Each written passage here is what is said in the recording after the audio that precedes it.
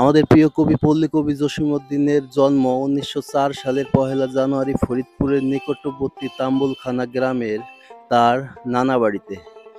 তার পৈতৃক নিবাস পার্শ্ববর্তী গোবিন্দপুর গ্রামে জসীমউদ্দীনের বাল্য, কৈশোর ও যৌবনের অনেকটাই কেটেছে এই পল্লীতে। বন্ধুরা, আমি এবার এসেছি কুমার নদীর পাড়ে গোবিন্দপুরে পল্লী কবি জসীমউদ্দীনের পৈতৃক বাড়িতে।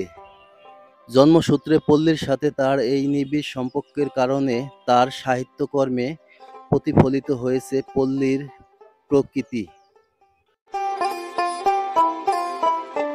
এই ঘরটি হচ্ছে কবির বড় ভাইয়ের ঘর এবং এটি হচ্ছে কবির সেজ ভাইয়ের ঘর ও এটি হচ্ছে কবির ঘর। এই স্থানটিতে কবি দীর্ঘদিন অতিবাহিত করেছেন।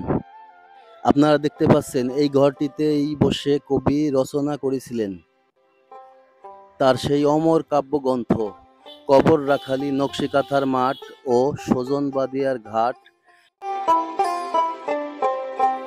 আমরা এবার ঘরের ভিতরে যাব। অত্যন্ত ছোট পরিসরে এই ঘর। আমরা এখানে দেখতে পাচ্ছি একটি চৌকি। এই চৌকির মধ্যেই তিনি থাকতেন ও লেখালেখি করতেন। এই ঘরটি হচ্ছে কবির পিতামাতা এবং ছোট ভাইয়ের ঘর, অর্থাৎ তার বাবা মা এখানটিতেই থাকতেন এবং বর্তমানে সংরক্ষণ করতে গিয়ে এই বাড়িটি পাকা করা হয়েছে। পরবর্তীতে এই ঘরটিতে কবির ব্যবহার্য বিভিন্ন জিনিসপত্র রাখা হয়েছে। দেয়ালে টানানো রয়েছে কবির কিছু দুর্লভ ছবি। শুধু এই ঘরটি নয়, অন্যান্য ঘরে এবং কাছারি ঘরেও রয়েছে কবির ব্যবহার্য বিভিন্ন দ্রব্য সামগ্রী এবং দুর্লভ সব ছবি।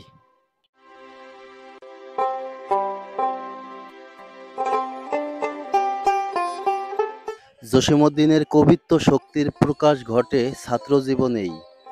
আয়ে ক্লাসের ছাত্র থাকা অবস্থাতেই তার রচিত কবর কবিতা কলকাতা বিশ্ববিদ্যালয় কর্তৃক প্রবেশিত পাঠ্যপুস্তকে অন্তর্ভুক্ত করা হয়। বাংলার লোকজ শিক্ষা, সাহিত্য, সংস্কৃতির এক উন্মুক্ত আয়না হচ্ছে কবি জসীমউদ্দীনের রচিত, সংগ্রহীত এবং সম্পাদিত গ্রন্থসমূহ। তার নকশিকাঁথার মাঠ এবং রাখাল কাব্য আলোচনায় প্রেক্ষাপটে বিশ্বকবি রবীন্দ্রনাথ ঠাকুর লিখেছেন, জসীমউদ্দীনের ভাব, ভাষা ও রস এ সম্পূর্ণ নতুন ধরনের। প্রকৃত কবির হৃদয়ে লেখক এর আছে। শুধু কাব্যতেই নয়, তার বিশাল গানের ভুবনে স্বরচিত এবং সংগ্রহীত গান রয়েছে অসংখ্য। পেশাগত জীবনে তিনি ঢাকা বিশ্ববিদ্যালয়ে শিক্ষাগত করেন। সাহিত্যকর্মে স্বীকৃত হিসেবে তিনি প্রেসিডেন্টের প্রাইজ অফ পারফরম্যান্স পুরস্কার, রবীন্দ্র ভারতী বিশ্ববিদ্যালয়ের সম্মানিত সূচক ডক্টর অফ লিটারেচার ডিগ্রি ২১ পদক এবং মরণোত্তর স্বাধীনতা পুরস্কার ঘোষিত হয়।